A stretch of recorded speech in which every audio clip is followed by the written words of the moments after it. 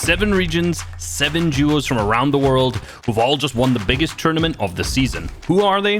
What can we learn from them? And how will they face off against each other?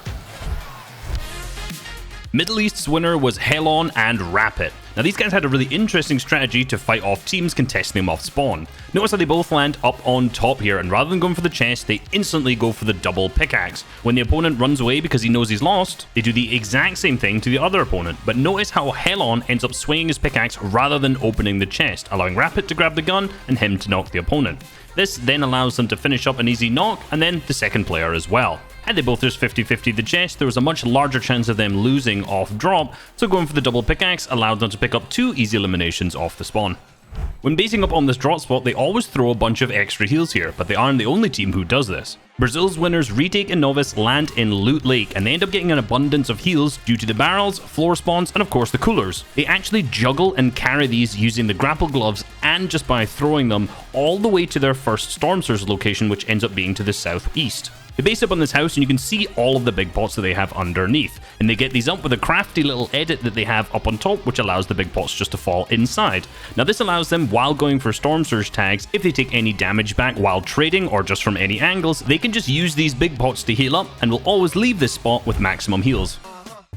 EU's winners Janice and Vadil start off their game by always getting Storm Surge tags on players out of the sky. A lot of their early game strategy revolves around tagging these players around them, and the Slurp Shrooms come into this in a big way. They use these to traverse around their drop spot, meaning that they don't use any of their own heals as much as possible. They end up placing ramps over their head to almost use a short pad to fire themselves across the drop spot. This is one of the reasons they always leave with so many heals. Now most teams would struggle with a max north zone, but they absolutely thrive in this position. Since there's bouncy Slurp Shrooms all over this side of the map, they can just tag a bunch of the players that land to that southwest, and these players will happily trade damage back with them because they know that they can just move down to these bouncy Slurp Shrooms and grab those heals back again without wasting anything of their own. With a lot of Storm Surge damage dealt early on, they can just focus on their rotations, and since they've got that damage, they can move on the west side of the map. And notice the next zone also pulls to the north, meaning that then, since there's no one here on this west side, they can just continue all the way around the dead side up to the north, avoiding as many players as possible. The third max zone pull for them in a row doesn't even matter because they're one of the only teams on dead side. How they end up rotating through crevices is very interesting. Notice how Janice moves ahead and continually refarms whilst Vadil stays back and looks for tags, a split that allows them to look out for each other at all times. However, this isn't the only split some of our champions have. NA East winners Avery and Commandment set up on these hills to the south of Rave Cave, split from each other. Avery looking over to the west side, tagging the teams who dropped there, whereas Commandment is over to the east hill. Interestingly, they were continually below Storm Surge despite this split because no one's to the west. Speaking of west, NA West's winners Cool and Yummy take a large split while harvesting. Yummy ends up going on top of the rock or the sanctuary foundation, whatever you want to call it, whilst Cool harvests a bunch of materials. Now once he gets capped up on his materials, Yummy comes down, grabs the extra loot from the vault, heals up any damage, and then Cool goes up onto this high position and continues the tags for the team. Once Yummy's mats are capped, he ends up coming up as well, and this is just the position they hold on the home zones. A small interesting life lesson from Yummy and Cool is the fact that they do not trust bushes at all. They shoot them with the boats to ensure there's no one in them, and pump them while walking past. Asia winners Merrim and Zagu won 4 games out of 12. So how did they do it? Making pre-edit plays was a large part of their success. They frequently do this at 5th zone, but also do this a bunch to the moving zones as well. Now you may think this is where they set up the pre-edit, but that's actually not true. You can do this through a cone above you, which allows for the fastest transition from scouting for a team to be able to pre-edit to actually fighting them. Taking this fight at 5th zone gives them tons of materials, which leads to their success in the endgames.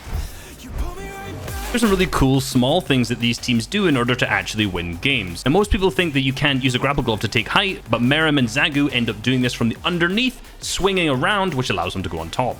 Cool has a great strategy to stop getting snuck up on. He notices there's 2 players in the backside of his tarp and instantly places a ramp, resets the wall, and then places an armored wall to ensure they can't get in his box. In this game, Avery clutches up a massive win. However, Commandment is an imperative role in the low ground, picking up the first elim. Whilst he's doing this, Avery sneaks up to the backside with the med miss and picks up an easy knock onto Threats, and finishes out by winning the game. Because he was sneaking up in the backside of the zone, Threats had absolutely no idea that he was here and just got deleted. With no materials left to his name, going into the backside of the zone is an infinitely better play than trying to 50-50 down below.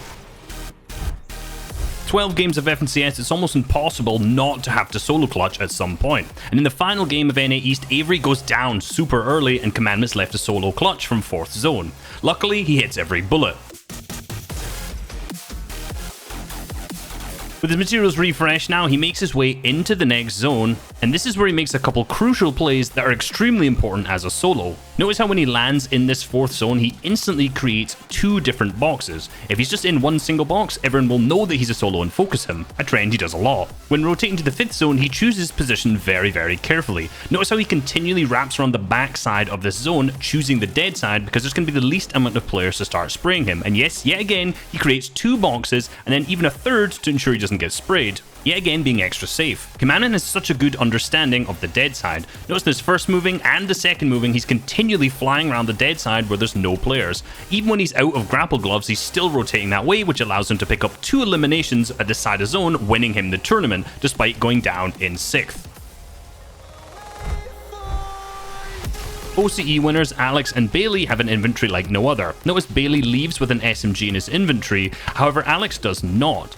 This allows him to get Storm Surge to the mid game, however Alex will always pick one up if possible after that. This means if they get onto high ground, they can get a ton more eliminations because they both have that spray power down below. Most winners from our other regions ended up just double spraying from above with ARs and AUGs, however the double SMG strat got these guys 11 elims.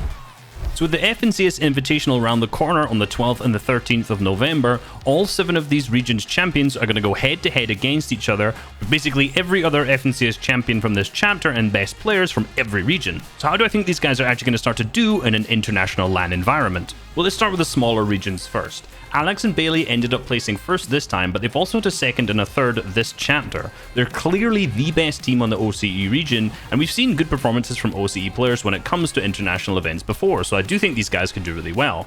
Helon and Rapid from Middle East, I'm not entirely sure how they're particularly going to go. When I watched their gameplay, there was a ton of mistakes, and there was a lot of plays that I watched that wouldn't necessarily work against the best of the best in every single region. In particular because they were contested off spawn and still managed to get the grapple gloves pretty much every single game, something that I know in EU, Cami and Seti would have just taken. And I could say similar things about Brazil's Retake and Novice. A lot of the plays that they made would not fly against higher level players. I would kind of say the opposite for Zagun Merim from Asia, however. They look like a team who's been practicing for a long time. Their positioning, their endgame, their rotates, everything looks super solid from them, and of course that's why they ended up winning 4 out of 12 games. I'm slightly concerned about NA West, Cool and Yummy since they are newer players. They looked like they understood what they were doing really well. However, there were a lot of smaller mistakes that I watched that would not fly in an international stage. For NA East, Commandment and Avery, I think these guys have a really good shot at a top 10. There were a lot of mistakes, in particular with Storm Surge in the mid game, so hopefully if they can figure that out by the time it comes, they can do super good because their end game was really solid.